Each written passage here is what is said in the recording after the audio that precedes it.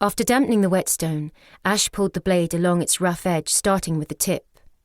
This was his first time sharpening the sword, and he worked slowly to avoid mistakes, like slicing open his own hand.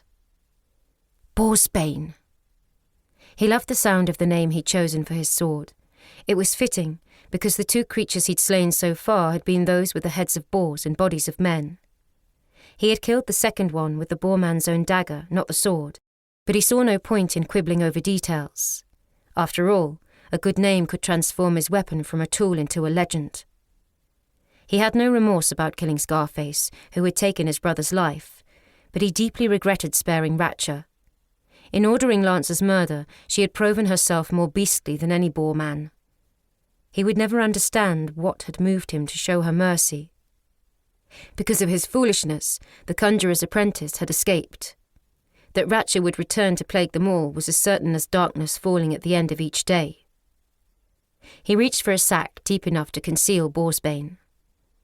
Although Lady Tessa, as everyone called her these days, had already changed the law to allow the common folk to use and own weaponry, the sight of a sword still unsettled some. Best not to draw attention to himself, he thought. Along with the sword and a few items of clothing, he considered packing the 2 special gifts his mother had given him after receiving a small inheritance. The first was a prized volume of epic poetry by Dame Haru. The other, an iron miniature of a knight on horseback carrying a lance, representing Ash's twin, who had wished more than anything to grow up to be a knight. He stared at both for several moments before putting them away in a drawer. Now was not the time for sentimentality. Whatever adventure lay in store for him, he must not be saddled with the tokens of his previous life. A similar feeling had prompted him to cut his hair several weeks earlier. The ponytail had been Lance's style, not his. "There's a man to see you." The voice of his father came from the doorway behind him. Ash turned and thrust aside the sack. The sight of it brought sorrow into his father's eyes, though he said nothing.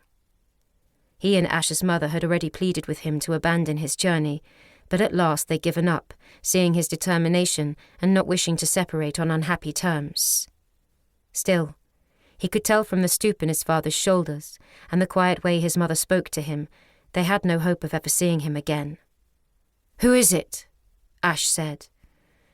"A short man, with an eye patch. Kralla?" "Calder." Ash moved past his father to the door and went outside. Why is Calder here? He hadn't told him of his plans, but perhaps his former companion had gotten wind of them from Mr. Tinley the potter, in whose cart he planned to ride tomorrow. No doubt Calder also wished to dissuade him from leaving. His bag resting at his feet, Calder stood in the adjoining graveyard near the Dodsworth family stone. His eyes scanned the tribute inscribed there as Ash tromped down the front steps toward him. He thought it best to make things clear to Calder immediately. "I appreciate your coming, but I've made up my mind." Calder looked confused. "Made up your mind to what?" It was Ash's turn to be puzzled. "I'm going away tomorrow. Thought that was why you came. Where are you heading?" "Blackgrove." Ash lowered his voice.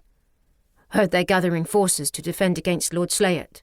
Going to offer my services as a swordsman." "Blackgrove," Calder repeated. "I've been there, trust me. There's no organised resistance. There's no organised anything. The conjurer Lord Quesher is not as wicked as Fellstone, but it's only because he's an idiot. I have to start somewhere." Calder kept a steady gaze on the boy. "Tessa needs our help." Ash scowled. "She hasn't spoken to me in months, and she's marrying Lord somebody. Lord Turth. We cannot allow the wedding to take place. She's made her choice. No." Calder looked around as if nervous of prying ears. "I saw her at the castle. She looked as if she was in a trance. Some terrible magic has her under its control. I don't know who's behind it. Perhaps this Lord Turth." Ash paused. Could it be true? He wanted to believe it, and yet, well, it was not his business what she did with her life. She was so far above him, with her bloodline and her castle and all the riches in the land.